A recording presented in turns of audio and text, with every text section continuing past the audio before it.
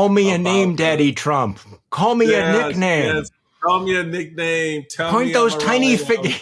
Yes, I am weak. I am a loser. Absolutely.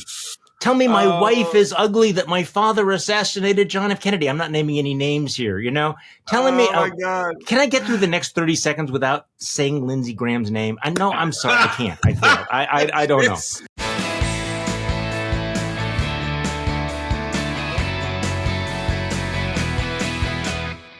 Welcome to the Bulwark Podcast. We are almost at the end of November 2023. I don't know how we survived this long. I don't know how we're going to get through the next year. So we are joined by my good friend, the former chairman of the Republican National Committee. It's not his fault, Michael Steele. How are you doing? How are you doing, Mr. Chairman? I am great, my friend. How are you doing? Well, I am just hanging in there, living the dream. Could we start with by far the funniest story of the day? Okay. I mean, this one's not even close. Liz Cheney has a new book coming out next week. I think we're going to have her on the podcast, by the way. It's just chock full of great anecdotes. But my absolute favorite is her story about Kevin McCarthy and his visit to Mar-a-Lago. You know the one I'm talking about here?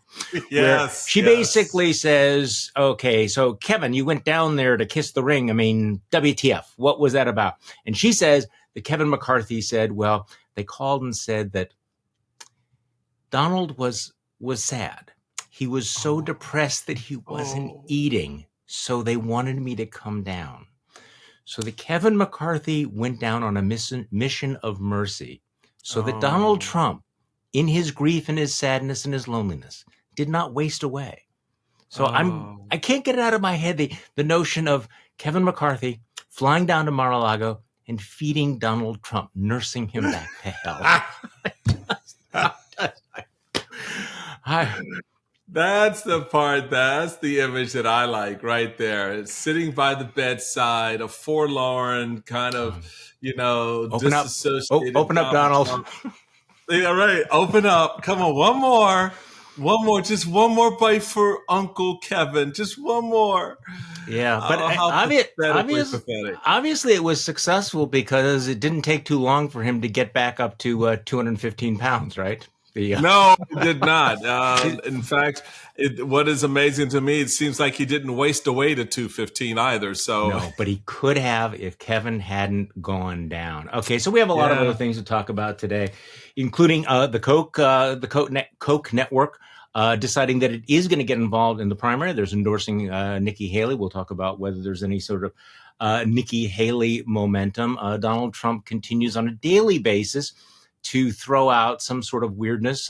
I guess now he is threatening to use the government power to go after MSNBC, which is feels like same old, same old. We have a new twist on the Mike Pence story. Okay, the Mike Pence story. Mm-hmm. Mike Pence apparently saying that he had at one point decided that he was not going to preside over the counting of the electoral votes on January 6th, which is really quite an interesting development. His son, who's a Marine, apparently talked him into doing it.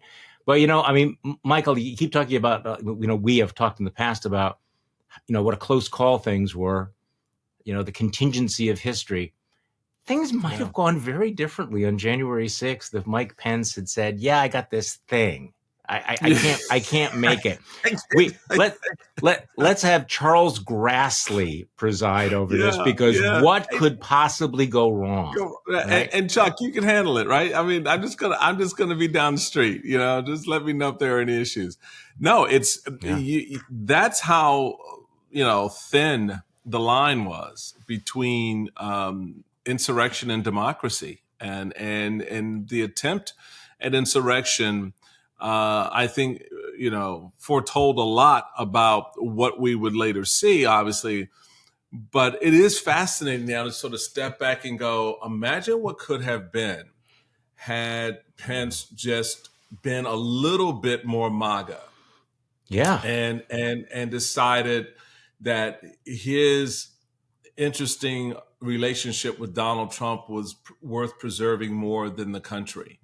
I think we'd be in a very different space right now. And there would probably, with very little exaggeration, be tanks on the street and the country roiling in all kinds of stuff right now. Well, we may have that to look forward to. Let's not get ahead of ourselves, right? I mean, we may have the tanks in the street. Okay, I have to admit, Michael, I'm a little distracted this morning. As I was preparing to do this and going through all of the serious issues, Ukraine and Israel and the expulsion of George Santos, which is also a rather entertaining story. I opened up my edition of the Washington Post and started reading this story, which I have to tell you, Michael, I don't know whether you've had a chance to read it. It is extraordinary on several levels, not the least of which is that it is in the Washington Post. I want to do this in case you think, Charlie, you were cruising some bizarre corner of the internet, and why are you interrupting your podcast to talk about this? This is the story. And I don't know, by the way, I'd be interested to talk to the reporter about how she stumbled on this story. Right. Here's the headline. In the world of sexual fetishes, crossing the political aisle is a kink. And it has a note to readers, which I should share with listeners of the podcast. Because of the sensitive, highly personal nature of sexual fetishes, several subjects use their stage names or fetish site usernames to speak candidly about the subject. The Washington Post has independently verified all of their identities. And it starts off with a story of a woman who goes by the name of Roxy Ray, of course. Lying on her pink bedspread, bear with me here, her bleach blonde hair draped on her black teddy, other details about her body. She turns her backside to the camera and purrs, that looks like just the view to persuade you to vote Republican for Daddy Trump. We both know you don't know what it's like to be an alpha. You're just a beta, obeying, doing everything I say. Pretty soon, you'll be preaching and posting the Republican way all over your social media. The best part is you'll really believe in it. This video is one of dozens on, okay, you can look it up in the Washington Post. I'm not going to name it. An adult video sharing website whose content creators cater to all kinds of sexual fetishes, including one that is rarely discussed outside of niche kink circles, political humiliation. See, Michael, it feels like it was always going to come to this point. Of course, where there was so much political humiliation that, of course, it would become people would go on and say, yes, make me vote for Daddy. Make me vote for Daddy Trump. Oh my God. Yes, I'm a beta. Oh, I know. Okay. There are people who get turned on. There are people who get turned on by the idea of having their political views mocked, usually but not always by members of the opposing political group. Liberals desire being dominated by conservatives and called pejoratives that imply they are weak and unintelligent, while conservatives want to be mocked for supporting former President Donald Trump, among other perceived transgressions, according to those who participate in this subculture. So there's at least, there are at least 4 political humiliation groups, in case you're taking notes here, including they're groups. MAGA Doms, libtard subs, also active.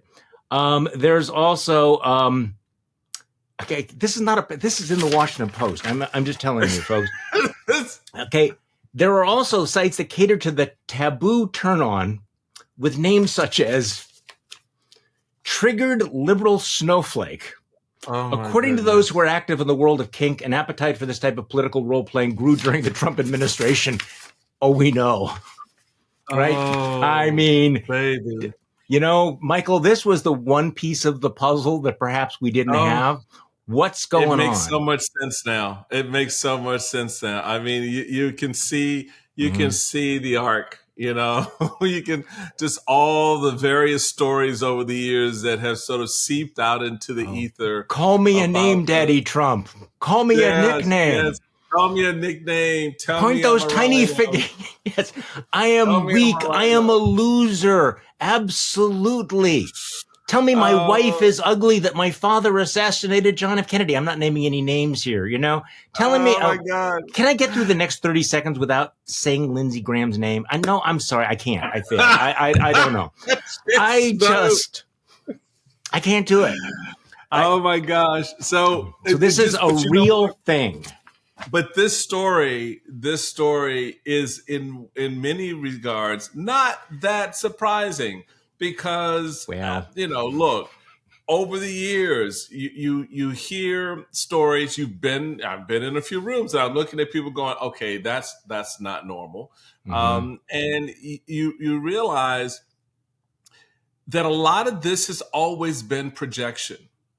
That for all of the haranguing of the left about their culture and their, degradation and all of this stuff, it was projection.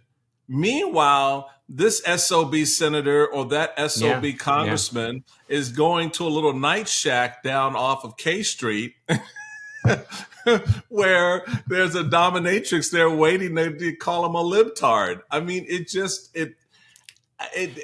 not surprising. See, so there are going to be academic studies talking about, bondage, sadism, masochism, and the political moment of 2024, explaining American politics by the number of politicians who just crave humiliation. And too much. Charlie, it's hit me like a V8. I understand now why they were so mad at me when, we had a staffer spend money at a lesbian themed strip club in Los Angeles when I was RNC chairman, because they didn't get the invite. It makes so much more sense now. I understand it. It's so clear. Okay, I could actually go on this for a long time, but we need to move on. So we move on. Speaking of humiliation, so let's talk about the Koch network getting into the presidential race. Now, back in 2016, they said they were wanted to be anti-Trump, but they made the decision that they weren't going to get behind one candidate. So we all remember 2016, right? It's burned into our cerebellums, that there was no consolidation. They made a different decision, the strategic decision. They were going to go all in for Nikki Haley, which, so look, I mean, I wrote my newsletter today, said, let's start with the stipulation that they are unlikely to win. Nikki Haley is not going to beat Donald Trump. On the other hand, these folks, this is a lot of money. There's a lot of organization. It's a strategic decision. It signals that this is the moment for consolidation, and that Nikki Haley is going to be the last person standing.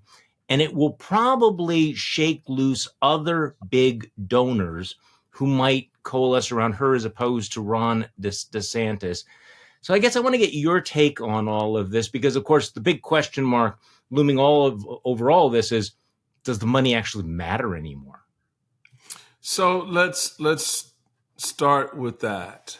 No, it doesn't. How do I know that? Look at the polls. It's not complicated, people. The moneyed class inside the party did what at the very beginning of this campaign? They decided, we don't like Trump anymore because he's bad for business, whatever that business is. And so they, galloped over to the governor of Florida, Ron DeSantis, and they started pouring cash in and showing him love and elevating him and getting him out on Fox News. And Rupert and the organization was like, oh, no bright shining object. Let's do this. And what happened? His numbers went nowhere. Before he started to tank on his own, he got close, and the closest he got was 20 points within Donald Trump. All right? Yeah. And so they've now pivoted off of him. Well, okay, but how much of that is the money, and how much of it is the fact that Ron DeSantis is an asshole and is a terrible candidate? Assholishness notwithstanding, money will buy you an asshole. Yeah. If it can buy you one. If that actually worked, if Trump voters looked at DeSantis and said, you know what, you guys are right. Yeah, okay. He's a better value proposition than Trump. I'll move over there, even though I may have some issues. And yes, at the end of the day, he's an ass. But they didn't. So then they pivot to Tim Scott. Oh, Tim Scott. He's so Reagan-esque. Oh, he's so wonderful. He's from the South. Yada, yada, yada. That went nowhere. Yeah. Now they've pivoted to Nikki Haley. The same result is going to occur. It's not going to move the Trump base off of Trump. Right. Why would I take someone like Trump when I got Trump? Right. Okay, so no, okay. Okay, let me take a more positive view of this. Go ahead. Number one. It was being positive. Okay, because I've been critical of the Koch network in the past. I think that their position on foreign policy is very different from mine, actually very different from Nikki Haley's. They didn't have to get involved in this particular race. Sure. But they have decided that it is so crucial to stop Donald Trump that they are willing to do this. The difference with Nikki Haley is, and I have lots of problems with her, and I understand that she's a flip-flopper. She's a hell of a better candidate than Ron DeSantis. She's much, much better than Tim Scott. Yep. And at some point, they're willing now to say, Charlie? Yeah. At what point? What? At what point? At what point? Well, at what point? She's better as a candidate. She's got a more plausible thing. I don't think she's going to win here, but I do think that it's a worthy effort. If we want to stop Donald Trump, if we recognize that 2024, the number one imperative is preventing the return of Donald Trump, then it's kind of all hands on deck. You've made alliances that you're not proud of. I certainly have. I actually have a picture in a desk drawer of myself. I'm really sorry to say this. Right before the Wisconsin primary with Ted Cruz. And I'm thinking, you're like the worst human being on earth except for this guy. And I'm willing to, work with you to stop Donald Trump. So I feel like we're in 2024. You have Nikki Haley. And again, what the Koch network did was interesting. In one respect, they are very different, I think, ideologically from Nikki Haley, but they decided we're going to put aside our ideological differences. We are not going to let the perfect be the enemy of the good. We are not going to apply a purity test. Right now, it's like anybody but Trump, who is the most likely to be able to either stop him or put a major speed bump. And so I have to say that, at least 1.5 cheers for them getting involved in that. Because if you want to take back your party, the Republican Party, then you're going to have somebody. But you're not. Okay, so listen. Yeah. Okay, number one, you're not taking back that party. That's gone. So the framework has got to be different, because in order to take that back, you got to excise or maybe have an exorcism. of all the MAGA meltdown bullshit that's inside the party. The party infrastructure. So all that. The Koch brothers aren't investing in that. They're not going to invest money in that. I have, I'm a little bit, I'll be honest, a little bit conflicted. I work with the Koch brothers on various other projects at times. And so I really appreciate a lot of what they're trying to do here. But at the same time, the reality is this. If I were the Koch brothers, the first conversation I would have was with Chris Christie and Ron DeSantis. Vivek is a joke, so we just take him aside. He's not probably wanting to be on the stage the next time, because I think he's now polling at 1%. But have that conversation and say, gentlemen, we love you. Yeah. But we need you to leave the stage, stage right. Mm-hmm. We need you to go. We want to consolidate your support, our support, right-minded Republican support behind Nikki Haley. Well, aren't they saying that now? Isn't this what they just said? Isn't that what the message? No, baby, you have that conversation before. Okay. You have that conversation before you roll out your endorsement and your announcement. Because what you think you're going to back pressure Chris Christie into jumping off the stage? No. You get that done up front. That's the first conversation you have, because you need to appreciate the landscape, because you're now pouring this money into a race, and there's still two other guys who arguably can at least drain votes from her. Mm-hmm. So there is no consolidation here.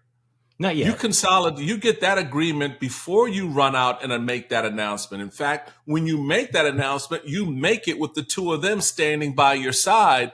And then now you've created momentum. Okay, so if now you've changed the paradigm. If in 2 months something like that happens, then the strategy You're too will late have in 2 worked. months, baby. You're too late. Okay. Well, this is all the question with it, but I don't disagree with you. I mean, I think this is Trump's party. It's Trump's party all the way down.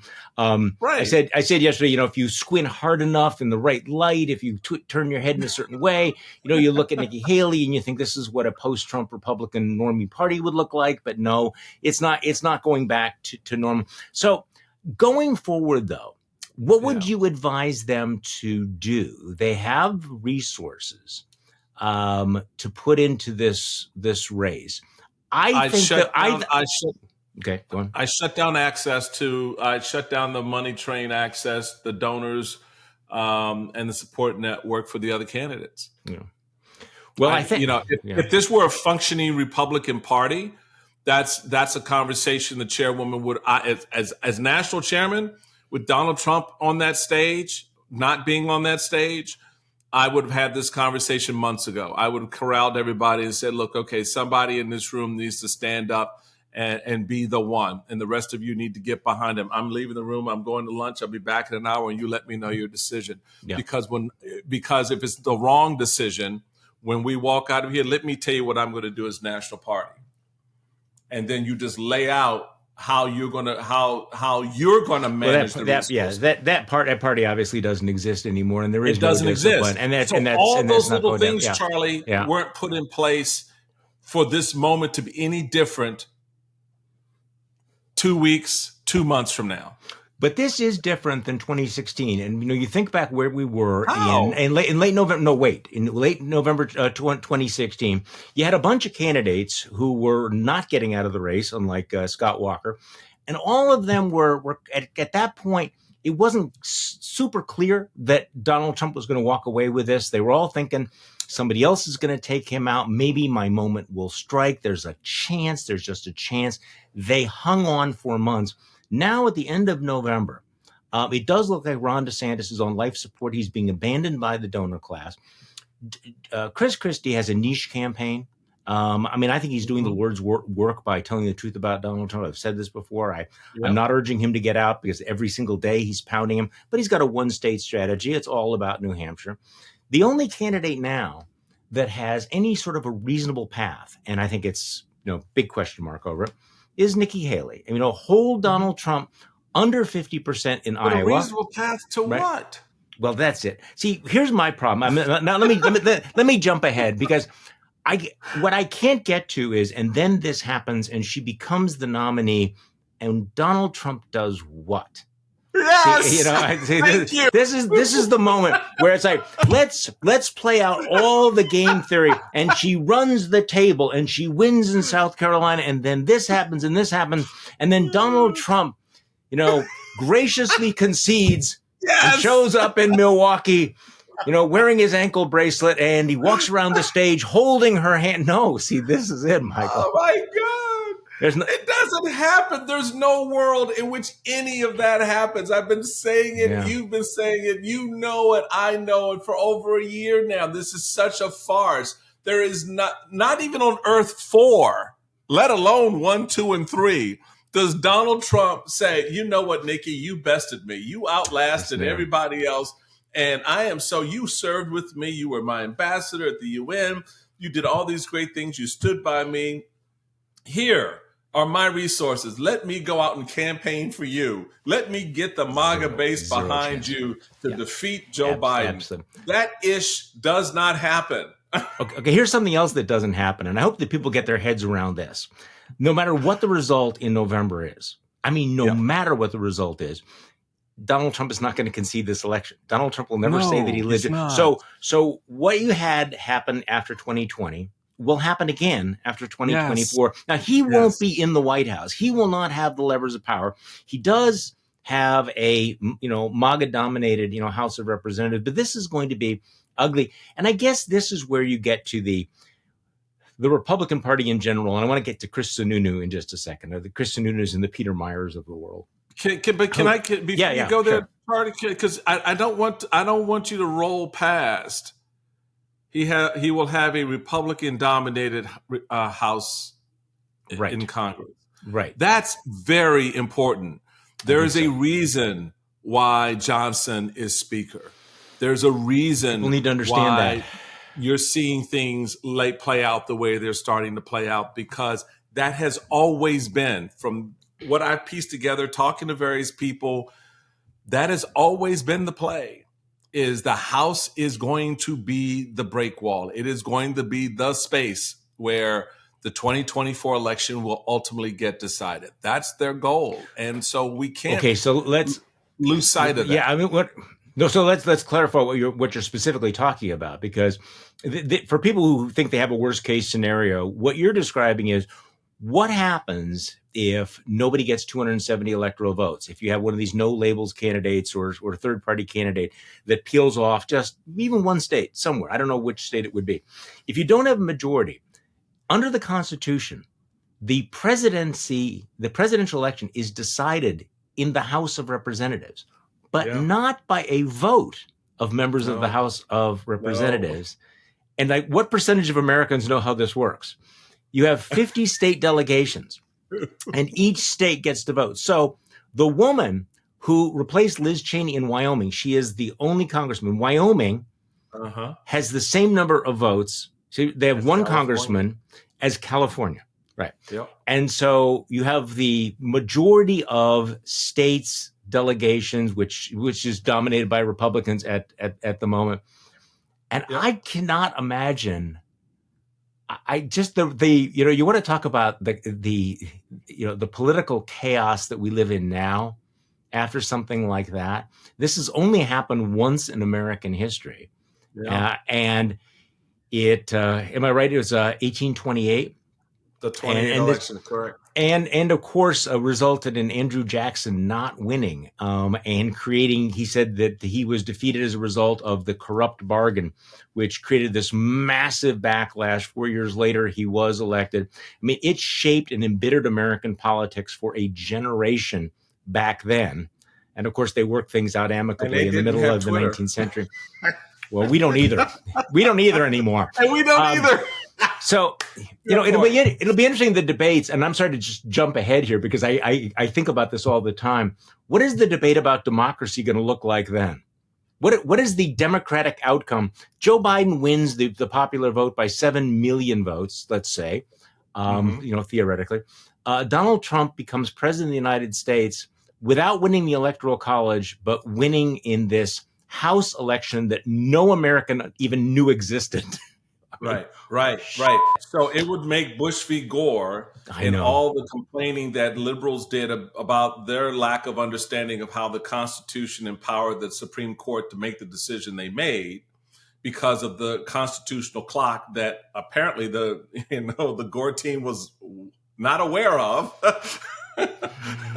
That argument will pale in comparison to the noise that will come out about this election. Okay. And certainly if it was the other way around, where Joe Biden is short of the Electoral College vote by 269, as opposed to 272, and that gets thrown into the House, and Donald Trump is 20 or 30 Electoral College votes behind Joe Biden, he still wins.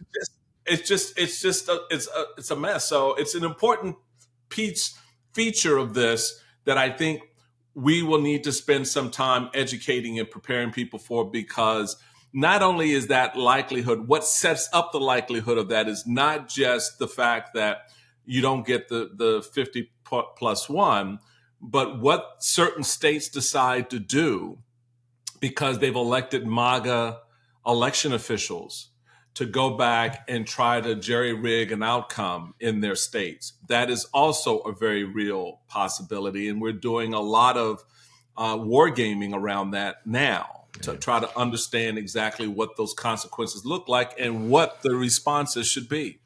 So this is where I was going, though, with the question about the normie Republicans like the Chris Sununus and the Peter Myers, knowing that if, in fact, Donald Trump is the nominee, you have a very high probability of election chaos, this kind of disruption, followed by the possibility of just an absolute shit show, one constitutional crisis after another if he gets back into power.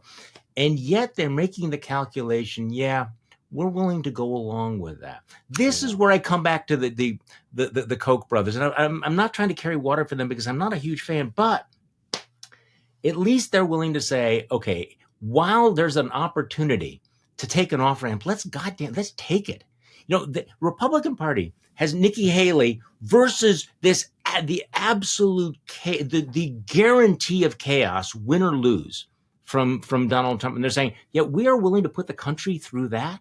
We're willing to put the country through these felony trials, the fact that he may be a convicted felon, the fact that, he will try to disrupt the election. And we're willing to do that to America because of X when we have reasonable alternatives right there.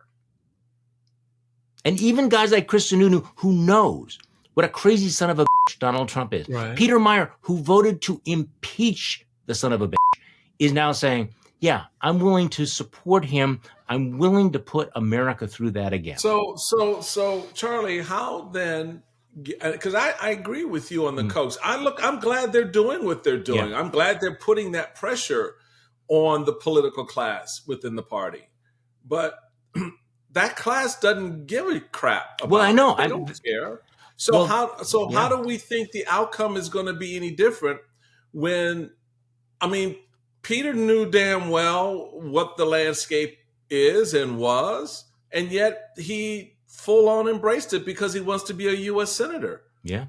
This is a perfect example of putting party over, not just party over country, but putting raw personal ambition over everything else, putting your humiliation kink over the country. So I guess at this point, I'm the, all hands on deck. Anyone that's willing to stand up and say, we cannot do this. This is an emergency. This is an existential threat. And so we're willing to put all of our ideological differences aside. So I don't disagree with you about whether this is going to work. But at some point, I think that if we all recognize this is an existential threat to democracy, then let's act like it, which means that we are going to have to make alliances and deals and even launch charges that are doomed from the beginning. Like, for example, Chris Christie, who is a political suicide bomber, and more power to him. No one is willing to do that. Yeah. And the reason they're not willing to do that is because there's still a Republican primary in process. Yeah. There's still the Peter Majors out there who are willing to endorse Donald Trump. And that creates a greater problem for the efforts by the Kochs and others to try to persuade and to move those pieces in alignment against Trump. Whether it's behind Nikki Haley or anyone else, there is still that resistance. And that resistance has been in place since 2016. When you look at the people who capitulated, who shouldn't have. And we started this conversation about Kevin McCarthy going down to Mar-a-Lago because Trump didn't feel well. Well, I would have told that son of a bitch, take an aspirin. Yeah. I'll talk to you later. I'm not coming down to Mar-a-Lago to feed you soup. But they did, and they do. They continue to. So in one sense, what the Koch effort is inspirational, and we hope that people will get behind it. I'm behind it. You're behind it. We're trying to move the needle.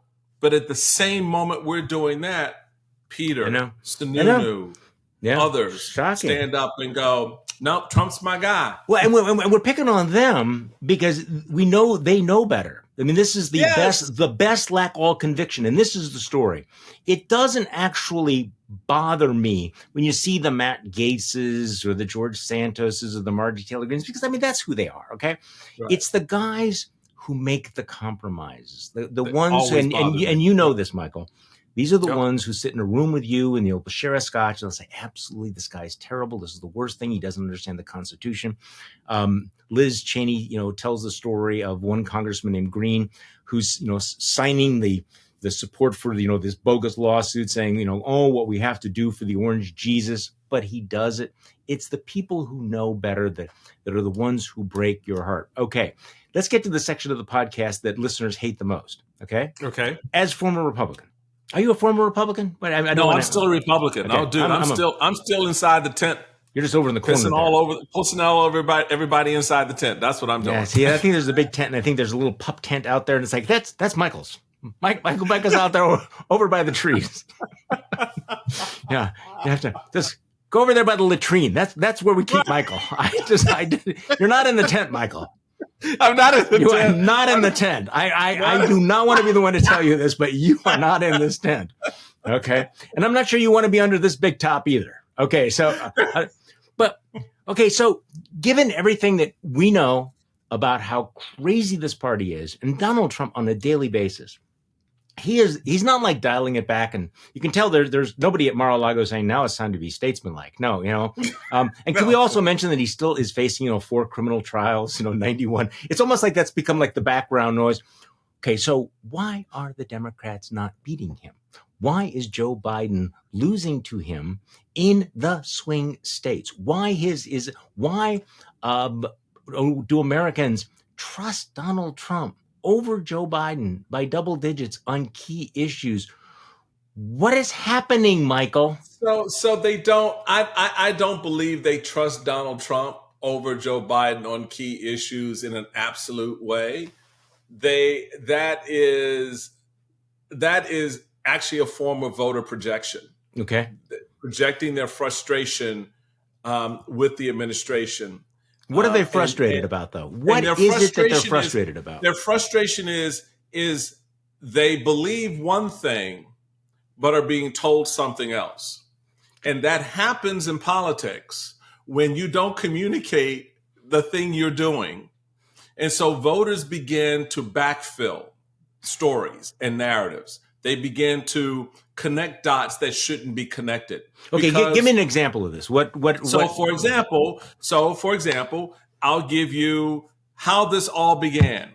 Okay. 2 years of Democrats talking about the filibuster, while the American people were asking, who's Phil, who's Buster, and what did they do? Yeah. Why is everybody so angry at them? Mm-hmm. What did Joe Manchin do to piss off Phil and Buster? Yeah. Right? There was no connection there. That's worked out so well for them, by the way. It worked out so well. Yeah. And so they started backfilling stories about it. And so when you try to educate and inform after the fact, people are like, what the hell are you talking about? Second example is age, the age narrative.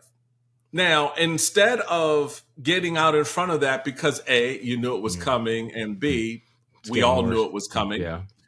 They didn't. So what happened? Who set the age narrative? Republicans did.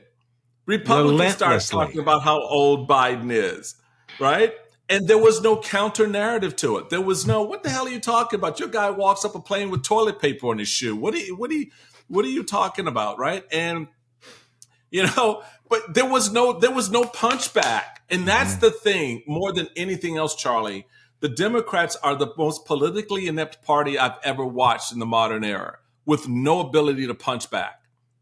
They sit there and they whine and they grind and they wring their hands and they're like, oh, we can't say that. That's too political. Meanwhile, they're getting their lights punched out politically by a party that doesn't give a shit about politics applied to policy. And that's exactly why they find themselves on the defensive on good stuff that they've done. So now they're trying to figure out, how do I tell Americans that all those shovel-ready projects that are popping up in their neighborhoods, all the roads that are being fixed, all the bridges are being fixed, were not the result of, infrastructure week for 4 years under Donald Trump, but infrastructure legislation actually getting passed under Joe Biden. And they don't have the president out necessarily telling that story. So you now find yourself layered on top of that, Ukraine, layered on top of that, Israel, Palestine, layered on top of that, all these other things, the weight of it. And the voters are like, you know what? These people don't know what they're doing. I don't trust them. And it's not that they trust Donald Trump more. Okay. It's just they're frustrated with the process of being told something that their eyes and their experience is saying, well, that's not true. Okay, I'm really working on coming up with the right analogies. I am trying to figure this out because, when I talk to Democrats versus, listening to Republican voters, it is like two separate realities, but not in the way of alternative realities. It's like two split screens where Democrats believe that politics is about policy, it is about legislation, it is about shovel-ready projects. And the American public looks at that and go, okay, that's fine, but that's not the show. The show is politics, and there's a separation there. Yeah. And the Republicans bring the show, and the Democrats bring the whiteboard. And right now, and they bring the simple broad strokes, where the Democrats are bringing my white paper. I'm going to read to you. I'm going to tell you how you don't understand what's going on, and they don't present it. But it's not just a messaging issue.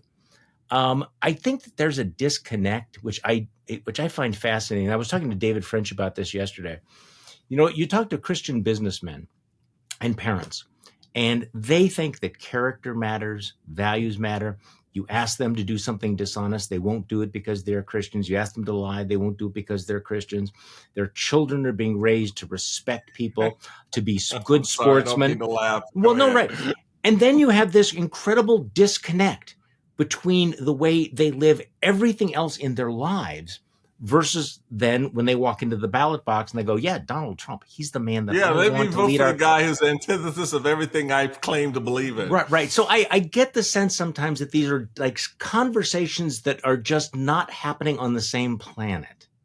That we sometimes think that politics is about this. Okay, let me torture this analogy.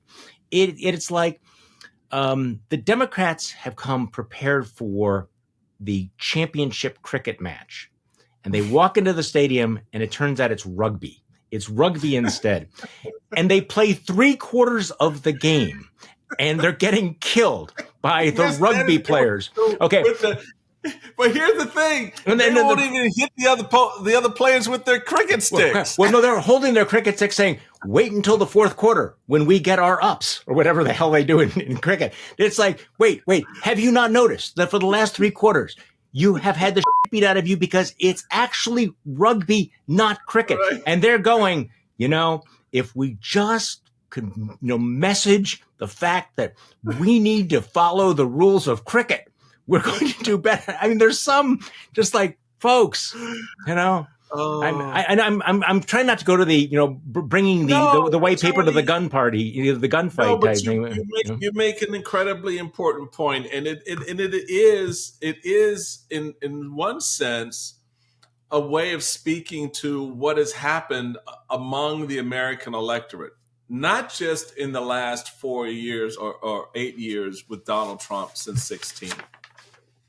But actually over a longer period of time, sort of the entertainment value of politics became much more important because it became like a live action series.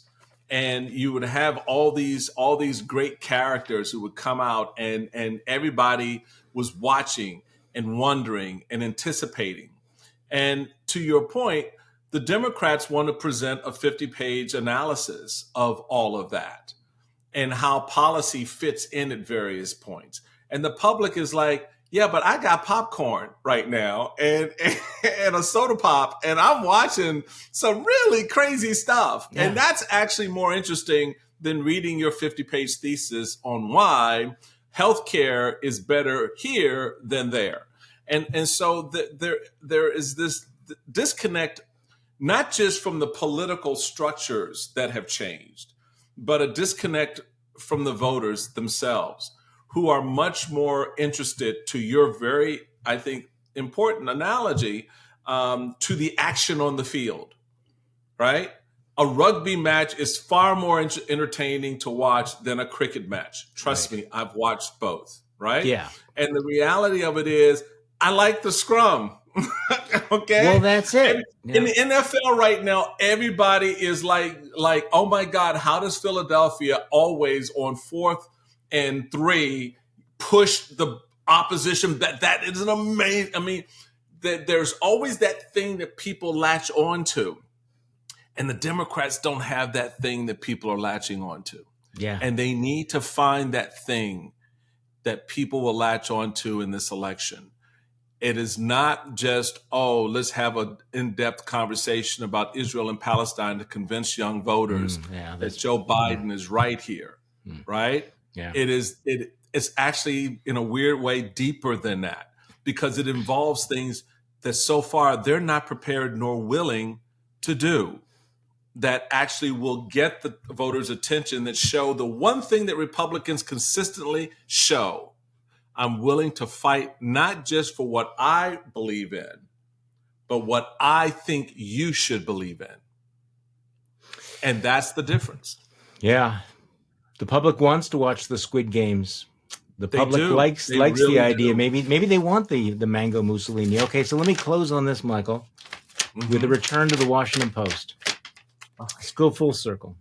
What is her name here? Roxy Ray did not start out making political fetish videos.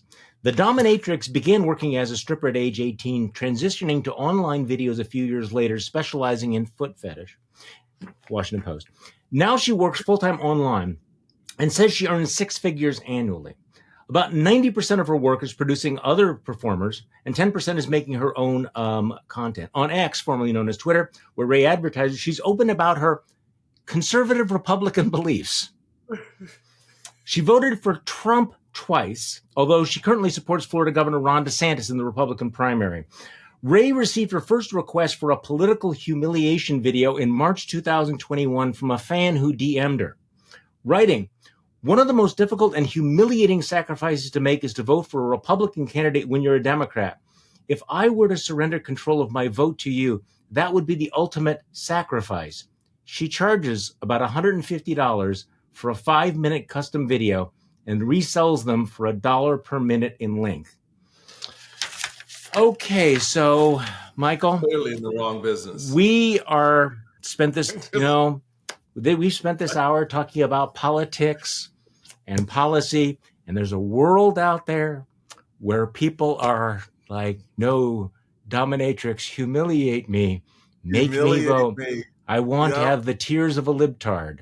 So, Michael, this is, again, we think it's one show. It turns out to be something completely different. Michael, there's always... When I started my day today, the last thing I thought I'd be doing is having this conversation with Charlie Sykes. Well, I think that political reporters obviously are going to have to expand the kinds of things they're looking at online, by the way. I am very intrigued how...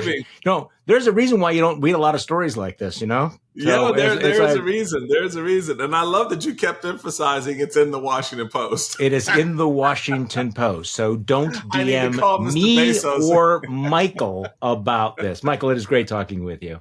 Always good to be with you, Charlie. Absolutely. And thank you all for listening to today's Bulwark Podcast. I'm Charlie Sykes. We will be back tomorrow, and we'll do something like this all over again.